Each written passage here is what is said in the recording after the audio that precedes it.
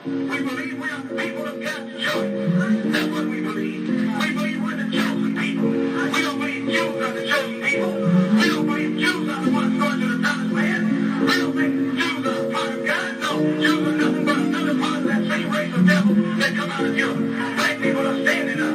Black people are rising up. And they're starting right. We were slaves in Egypt. We belong to the Father, ain't no pledge of allegiance. Both to celebrate that killing that he didn't need you. Both to keep the holy days, don't be like the heathens. Said that for a reason. We in Babylon, coming back without a warning like an avalanche. Think you gon' keep hurting people, he ain't having all. All praise to y'all, you amazing y'all. That's why I'm thanking y'all. So by y'all. I got this fire in my bones, I Jeremiah. Most I keep waking up your people, you the light.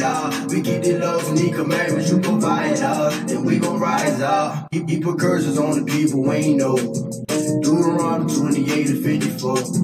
Can't forget your brother, you gon' let it blow. He don't wanna raise a child, you ready to roll.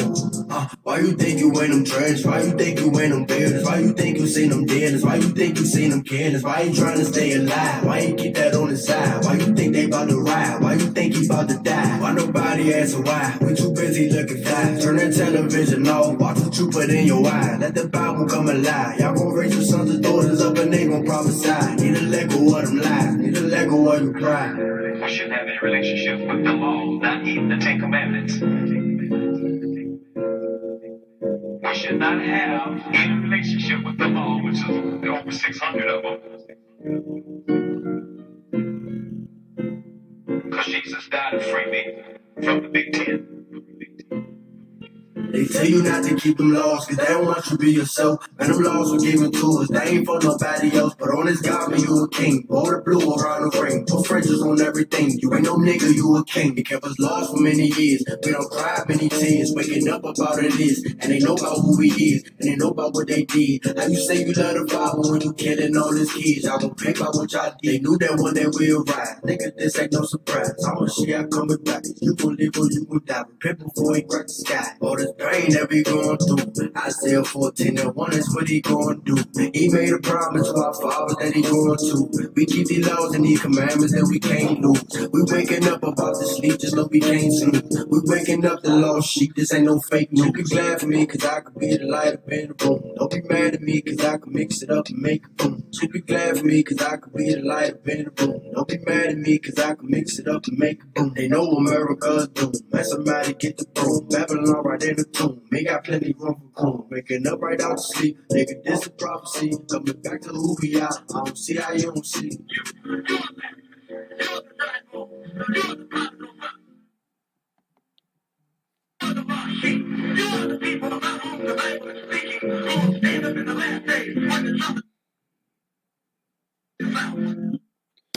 Shalom, shalom, Most High in Christ bless.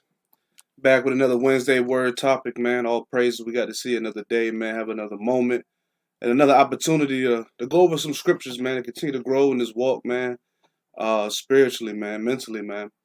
Man, there's always so much going on out here in this crazy world, man. And as watchmen, we gotta try to keep our ear to the streets, so they say, seeing what's going on around here, so we can warn our people, especially of Satan's devices, man, of the things that go on, man, and the battles that our people are struggling with, and especially for people that's not fully understanding who they are, in between religions or hearing what's going on and celebrities, claiming we the real Jews and stuff like that.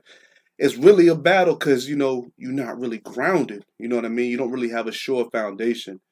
And you see the hypocrisy in religion, or you see the hypocrisy in people that you may have trusted, or your former teachers and things like that. So we really got to be aware of what's going on so we can reach our people where they at. You know what I mean? And when I talk about our people, man, I'm talking about you so-called blacks, so-called Hispanics whose fathers are Negroid and Indian descent, man. You guys chosen people, man. We are his chosen people, man. And knowing that, realizing that, it comes with a responsibility, man. And the last few classes I did was talking about separation. And it goes right into, I mean, it's you can see everything that's going on in the world right now with Man, me and my wife were talking earlier. I think about it when I go to the stores and you see all the madness and all the chaos on the stores, and I keep having to remind myself, man, it is Christmas season. You know, it is the season for all these people to go out and finally buy something for their family or their kids, whatever it might be, man. But we caught ourselves, man, having to realize, man, it is Christmas season. And part of us knowing who we are, we don't partake in all the things of this world. Um, Being separate, like I said, with those last few classes that we've been doing on Wednesdays, we have to separate ourselves, man. You can't say, "Oh, I know I'm a king," or "I know we ruled the world," but you're doing the same thing everybody else is doing.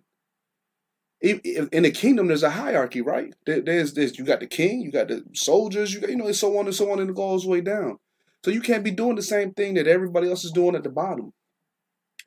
I was talking on Facebook earlier because I don't know if y'all seen a lot of the what is this post that was getting shared a lot was something along the lines of basically, people are weird that kind of ruin the fantasy life of Santa Claus for kids.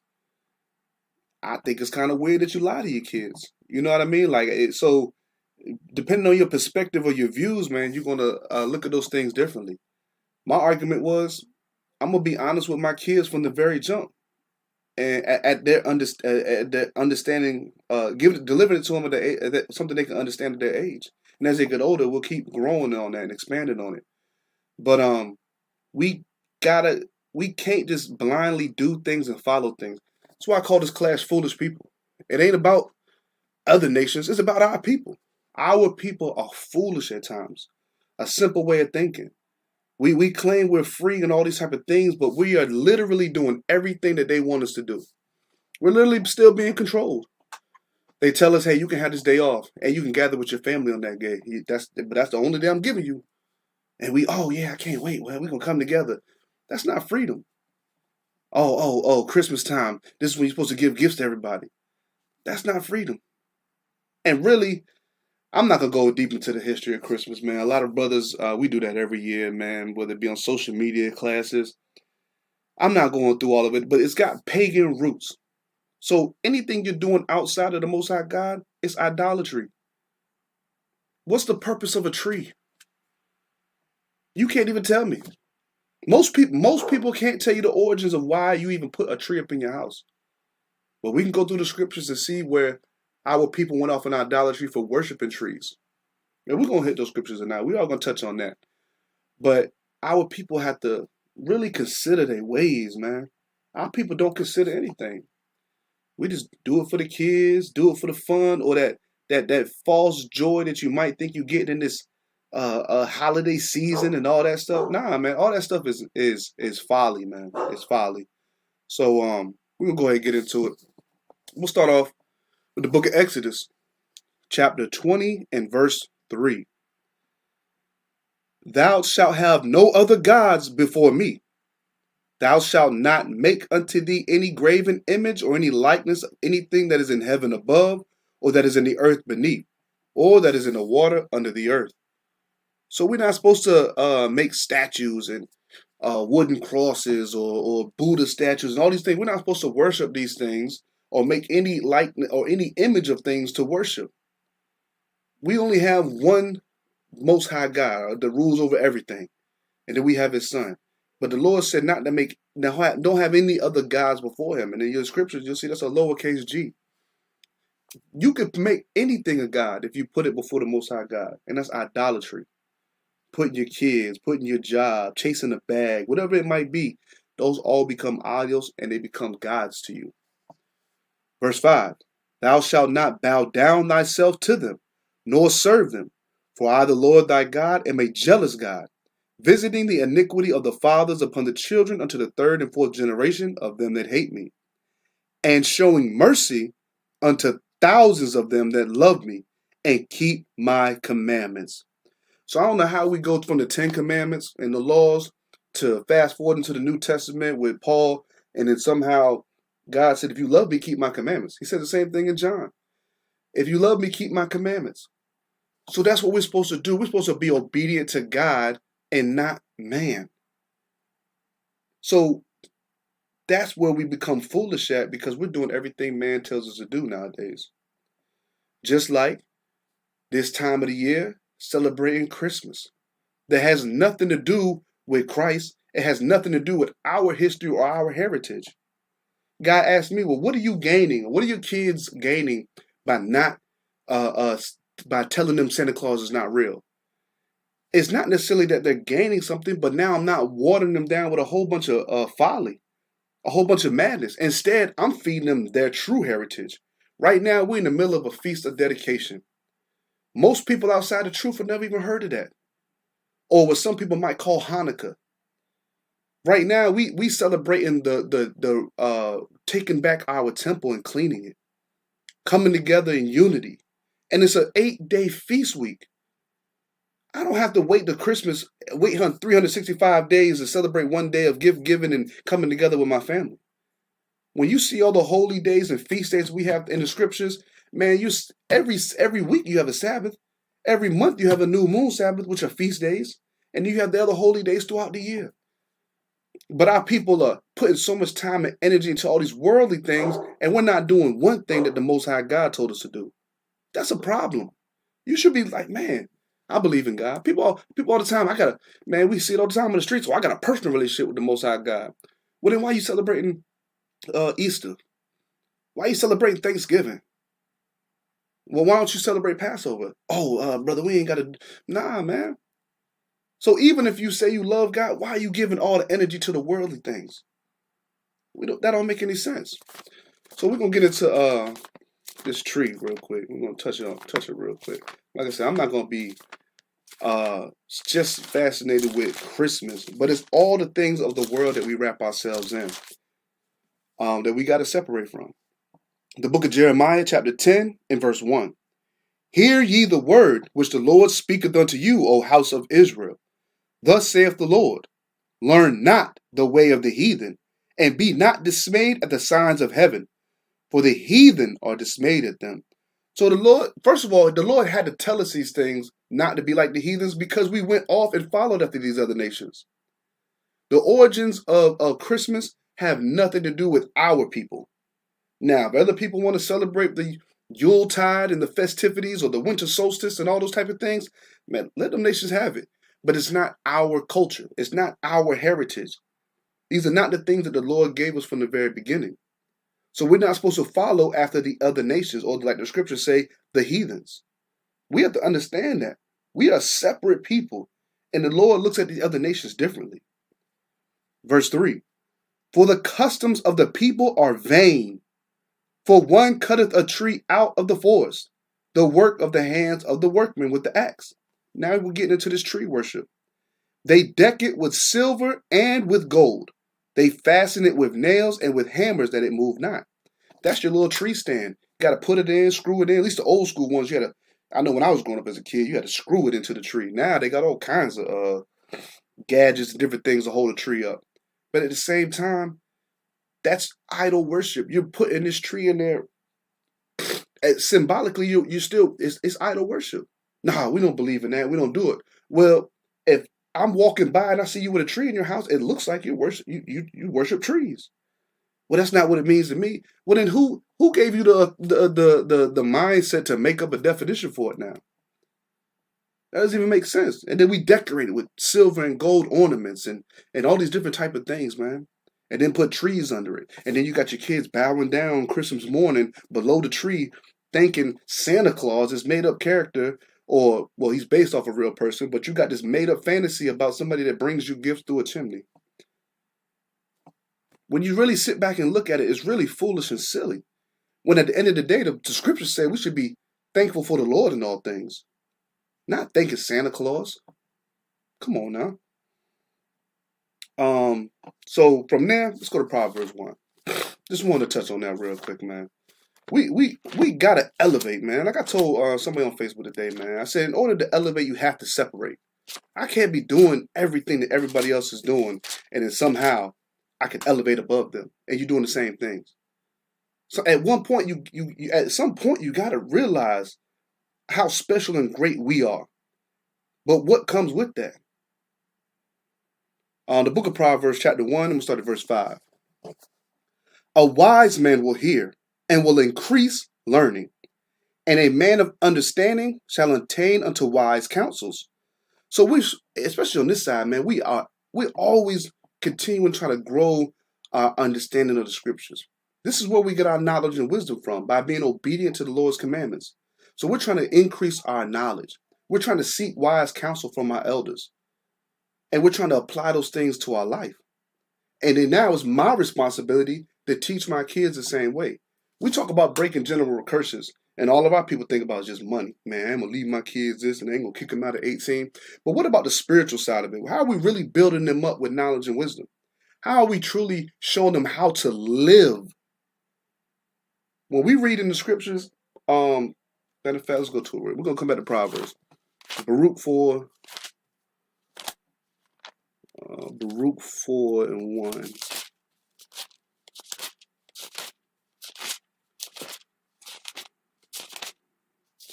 The book of Baruch, chapter 4 and verse 1.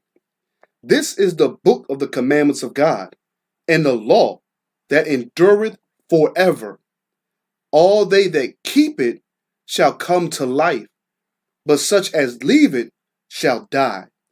So we have to keep the commandments to truly live. If we're outside of keeping God's commandments, we're just a walking zombie. We're already dead. We're already dead. But keeping these commandments is what gives us life. But going back to Proverbs, chapter 1 and verse 7. The fear of the Lord is the beginning of knowledge, but fools despise wisdom and instruction. My son, hear the instruction of thy father, and forsake not the law of thy mother. So it's our job as parents to instill our children with the laws and commandments. It says, the fear of the Lord, knowing the Lord's judgment that can come from being disobedient. That's how you begin knowledge. But it's caused the opposite side. It calls you a fool when you despise wisdom and instruction. So I get it all the time, especially on Facebook, because I still have a lot of friends that on my friends list that either I used to work with, went to school with, grew up with, even some family members that I'm trying to be a light to. So I haven't deleted everybody, but I try to be a light to these people. But a lot of times man, you walk around like, you holier than thou, or you try to talk down on people. No, you just never heard the truth this way. Your pastor lied to you all your life. So now when I read these scriptures or give you what the words of the Lord say, it cuts differently because nobody's been honest with you. What they call it, it's a euphemism. Instead of calling somebody fat, what do they say? Oh, you big bone. Oh, instead of somebody being directly honest with you, you gotta switch it up away and bring it soft. Man, it's only grievous when you want to be wicked. Jump down to verse 20. Proverbs, the book of Proverbs, chapter 1 and verse 20. Wisdom crieth without. She uttereth her voice in the streets. She crieth in the chief place of concourse. In the openings of the gates, in the city she uttereth her words, saying, How long, ye simple ones, will ye love simplicity? And that's what's going on right now. Our people are so caught up. Ecclesiastes says, a gift destroyeth the heart. It says, oppression make a wise man mad, but a gift destroys the heart. Our people get a little bit of success in this life, and it causes them to love the simple things. A little work you all week to the bone, and then give you a little paycheck on Friday and let you have the weekend off. But now the cost of living so high, man, you might have to work a second or a third job just to live a comfortable life here in this world.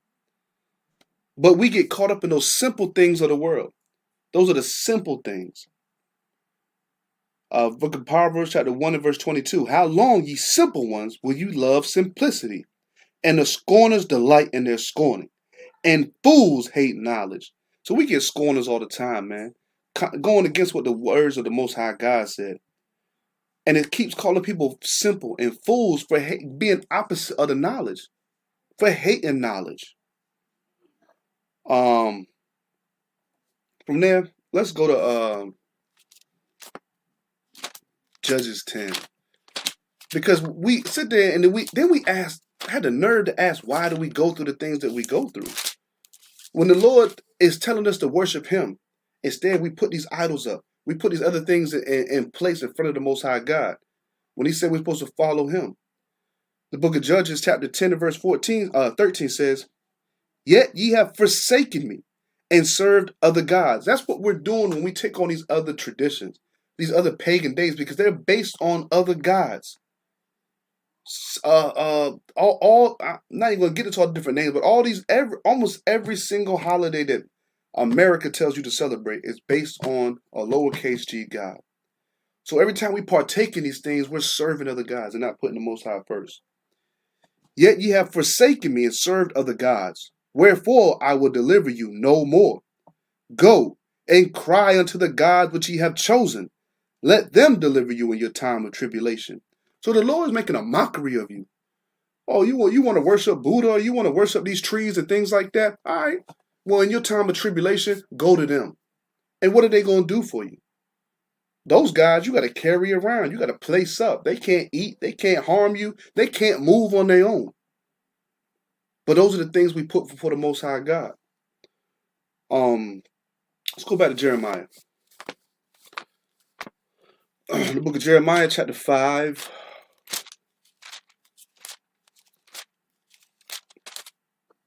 And verse 19. "And it shall come to pass, when ye shall say, Wherefore doeth the Lord our God all these things unto us? Then shalt thou answer them, like as ye have forsaken me, and served strange gods in your land, so shall ye serve strangers in a land that is not yours." That's part of the curses that we're still under right now. The Lord sent enemies against us for us to serve them. You know how we serve them? In hunger, in thirst, in clothes, and in the want of all things, like you read in Deuteronomy 28, chapter 48. We serving them in everything. As a nation of people, we don't own hospitals, schools, banks, the food industry, textiles. We don't own any of that. We don't own the water companies, the filtration systems, or anything like that.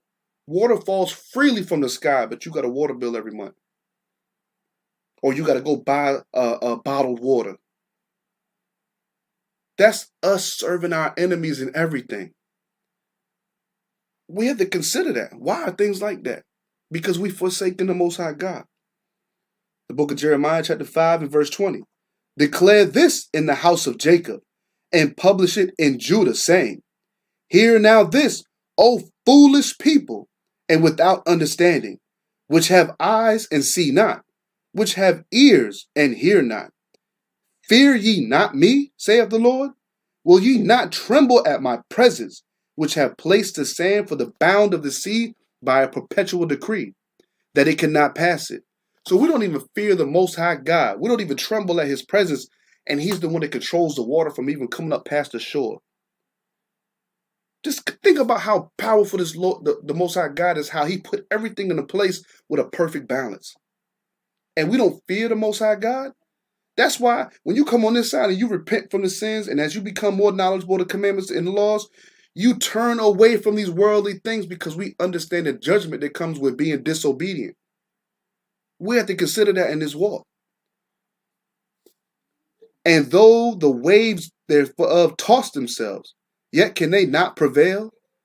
So even as they crash up on the beach, they can't get past the shoreline. "Though they roar, yet can they not pass over it." So even all the noise the water making when it crashes, they still can't get past it. "But this people hath a revolting and a rebellious heart. They are revolted and gone." We've gone away from the Most High God. "Neither say they in their heart, Let us now fear the Lord our God, that giveth rain, both the former and the latter, in his season. He reserveth unto us the appointed weeks of the harvest." Verse 25. "Your iniquities have turned away these things, and your sins have withholden good things from you." So when we're in sin, or we're in our iniquity, or we're in our wickedness, the Lord is not with us. He's against us, because the Lord cannot be in any darkness. You can't blur the lines with the Most High God. You can't be living wickedly, celebrating all these pagan holidays, and then say you got a relationship with the Most High God. You're lying to yourself. Let's jump backwards to Jeremiah 4 and 22. For my people is foolish. They have not known me. They are sought as children, and they have none understanding. They are wise to do evil, but to do good, they have no knowledge. And that's where our people are at right now. That's why we're at the lowest state. That's why our people are destroyed. Because we haven't known the Most High God. If we truly knew him, we would know what it takes to have a real relationship. We would be obedient to his commandments and laws. But these shepherds have caused our people to go astray. These churches telling you you can live lawless now. Just be a good person when you don't know what good is. Now let's go to the book of Haggai. The book of Haggai, chapter 1. Because throughout this walk, man, you really got to consider your ways, man. But we're going to let the Lord speak. The book of Haggai, chapter 1 and verse 5. Now, therefore, thus saith the Lord of hosts, consider your ways. Ye have sown much and bring in little. Ye eat, but ye have not enough. Ye drink, but ye are not filled with drink. Ye clothe you, but there is none warm. And he that earneth wages to put it into a bag with holes. So the Lord has shown us everything that we do or desire, we're not prospering in. So again, in verse 7, thus saith the Lord of hosts, consider your ways. Why aren't we prospering the way we should? Matter of fact, let's go to it. I believe it's Joshua 1 and 8. Yep, the book of Joshua, chapter 1 and verse 8. This book of the law shall not depart out of thy mouth, but thou shalt meditate therein day and night, that thou mayest observe to do according to all that is written therein. For then thou shalt make thy way prosperous, and then thou shalt have good success. Us doing everything the world said is going to lead us astray. Being obedient to the Most High God is what's going to be prosperous and what leads us to good success. There's no other way around it. The book of Malachi, chapter 3 and verse 6 said, the Lord does not change. So the things that we're going to make good for us in the Lord, it's going to be the same thing that's good for us today. You can't get away from that.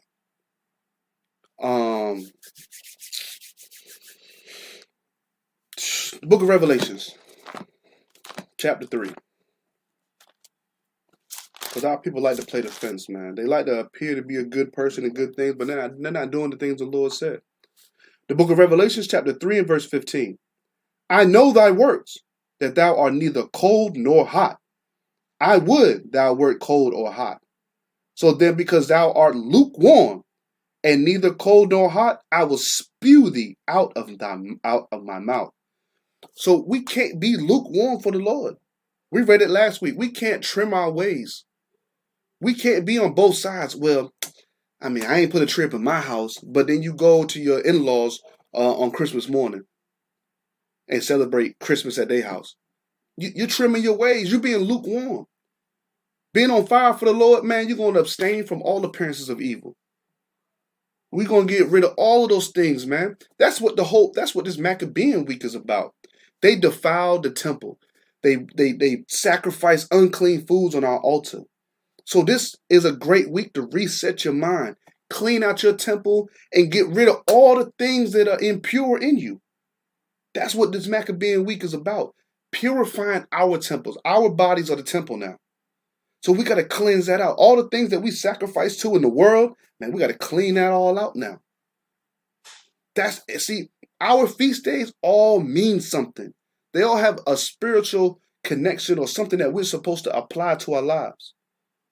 From atonement to Passover to Feast of Unleavened Bread, all things that we're supposed to do for our temple to better our relationship with the Most High God. Revelations, while we're in here, Revelations 18 and 4. The book of Revelation, chapter 18 and verse 4. And I heard another voice from heaven saying, come out of her, my people, and ye be not partakers of her sins, that you receive not of her plagues. So our whole purpose to separate and follow the Most High God is that we don't get the same destruction that's coming to the earth. That all these other nations and our people that will not repent and obey God. Our goal is to be separate from that, and that's when you're going to be saved. We're not saved right now, and we're still in captivity. The Lord said that those who endure to the end, the same shall be saved. So we got to endure through this. It's not always going to be hard. Our last class, we had to talk about separating from our family members that weren't with us, our children, our wives, our land. But the Lord was going to bless it 100 times fold by being obedient to Him. See, our people are so concerned with storing up these earthly gifts and these earthly possessions that we're not thinking about our souls and our spirits when we got to return before the Most High God. The heavenly gifts are the things we should be working for. Those are the things we should be storing up, not the things of this world, not the materialistic things that you can't take with you or you didn't even have when you were born. We got to consider that. Galatians 4:16. And remember, man, this is for God's chosen people, man. The so-called blacks, Hispanics, who fathers of Negro and Indian descent, man. God's chosen people, man. You see the ensign that's going on right now? This is these are the 12 tribes of Israel. What I say? Galatians 4:16. And trust me, it's gonna be an uphill battle. You're gonna have family members, friends, people turn their back on you, people talk about you. I still hear stories, and it all loops back around. People that aren't even on social media or people I haven't seen in years, somehow the lifestyle that I chose to live now, following the Most High God, it still gets to them. And then they have what they want to say and do. It don't bother me anymore. It don't bother me anymore when I know who I'm supposed to please during this walk. And it's not man. The book of Galatians chapter 4 verse 16. Am I therefore become your enemy because I tell you the truth? That's what's going on right now. We go out here and tell our people the truth, man, I know last year, and maybe I ain't say it the best way, man. It might have been Christmas time last year. I said, man, these parents are leading their kids to hell by following these traditions of the world. Or somehow I said it like that. Man, I never had a post go viral before until I said that. Because people were trying to defend excuse me, all the things of this world. Or how are you going to say that? Or you can't judge. Man, I'm just telling you the truth. Anything contrary to the Most High God is wicked and evil. And we can't be on both sides. We just read you can't be lukewarm. You can't say, oh man, Halloween is evil, but then I'm going to go and have Hallelujah night at the church and still give out candy. You still partaking in that night. If anything, you should be tucking in and not out there on those streets. That's what we look at it like that. Oh man, it's New Year's Eve, man. We shouldn't be out and about during them times because we know there's gonna be a lot of wickedness going on. We know when it comes to the Sabbath day, man, we shouldn't be hanging out all night Friday night, man, at no club or no bar or something like that, because that's when all that wicked and evil comes out. The Sabbath day is for us to be a separate day. We shouldn't be doing the things of the world. And if you look at all the crime and well, not all the crime, but a lot of the crime, a lot of the things that go on, people get their check, go out on Friday. People are robbing, people are killing. But if you have been keeping the commandments, Elder Osiah used to say that all the time, man. He would show us different news clips, things going on around the country. And he was like, man, if they was keeping the commandments, they wouldn't have been in that situation. If they was keeping the commandments, they wouldn't have been over there or over here. But we don't think about it like that. We don't think about it like that. That's that pride of life, man. We got pride on us. Our people got to humble down. While we're in Galatians, go to Galatians 1 and 10. For do I now persuade men or God? Or do I seek to please men? For if I yet please men, I should not be the servant of Christ. So we're not supposed to be out here living for man. We shouldn't be doing things to please man. We should be doing things to please Christ. That's what our whole goal is, man. The book of Acts chapter 5 verse 29.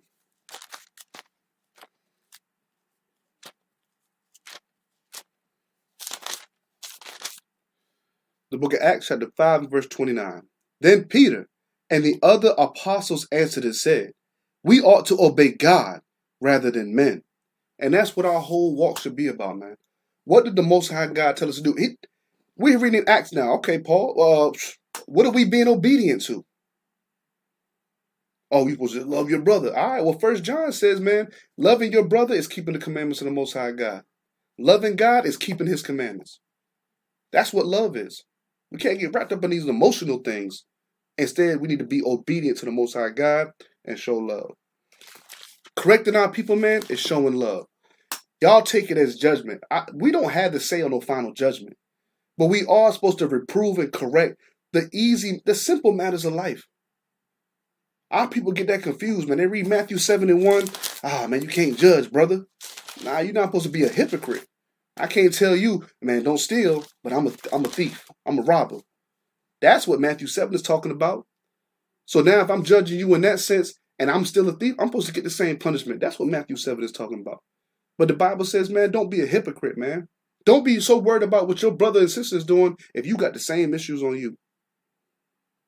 1 Corinthians 13:13, man. It's all love. And that's the kind of love that we didn't get taught growing up. Correction is love. And the same thing that I would tell somebody else, man, I would want somebody to correct me. Because I know what the penalty is for sin. And then I know what the reward is for obedience to the Most High God. So correct me. Help me out. The book of 1 Corinthians chapter 13 and verse 13. And now abideth faith, hope, charity. These three. But the greatest of these is charity. So in everything we do, whether it be correction, whether it be talking to someone, whether it be helping somebody out, man, we should do it all in charity. True love for the brotherhood and the nation, man.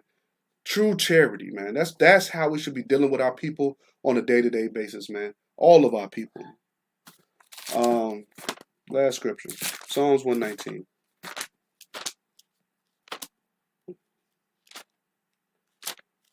Psalms 119 and verse 59. I thought on my ways, and turned my feet unto thy testimonies. I made haste and delayed not to keep thy commandments.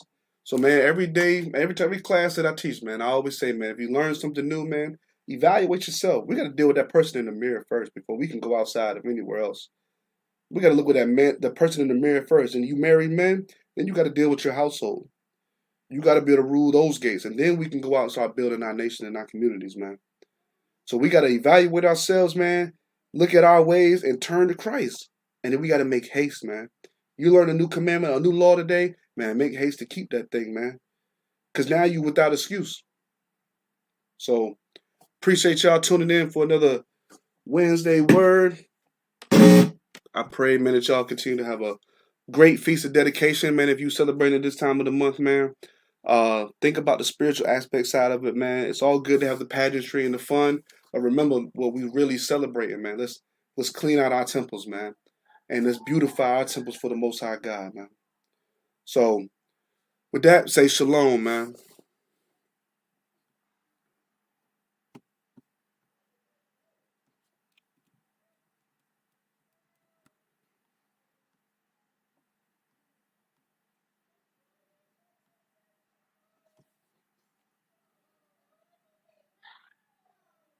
That I can't go. You see me, you see him. I'm like children in the flame though. It's because I follow him though. He the light to my feet. It's like flames what I follow. But let me stop for you heroes. I've been crossed many times, so yes I know the pain, yo. And forgive is where I ain't go. Told the brother get in line, giving shots like a needle. I've been sinning for real, murder, but I ain't killed for real. Shot for shot to seal the deal. Now I'm here to swallow the pill. Now I'm woozy, don't know how to act. Devil is mine, I'm fully attacked. My spiritual flesh had taken it back, and I ain't thinking about bringing it back. Tap, tap, I think I ain't hearing right. The Lord come like a thief at night, but I ain't believe the hype. Yeah, like Saul when I seen the night, but had me feeling like Paul when I felt the light. Cap, cap, cap, cap, cap. You say you love your people, but that's cap, cap, cap. You swear you don't be lying, but that's cap, cap, cap. You say you did atonement, but that's cap, cap, cap. I say cap, cap, cap, cap, cap. You say you love your nation, but that's cap, cap, cap. You swear you done with